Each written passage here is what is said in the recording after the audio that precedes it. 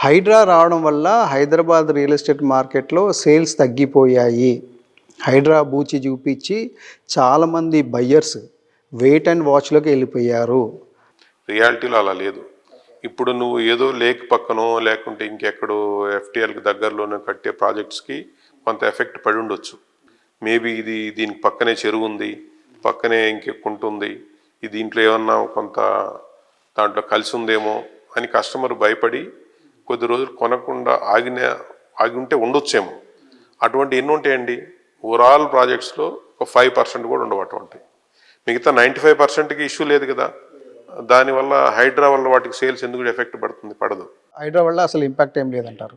అంటే ఉండొచ్చు, నేను చెప్పే అటువంటి లేక్ పక్కన ఉన్న ప్రాజెక్ట్స్ మీద కొంత ఉండొచ్చు. అది కూడా తర్వాత వారు క్లారిఫికేషన్ ఇచ్చారు. పర్మిషన్ వచ్చిన వాటికి మేము ముట్టుకోము అని చెప్పారు.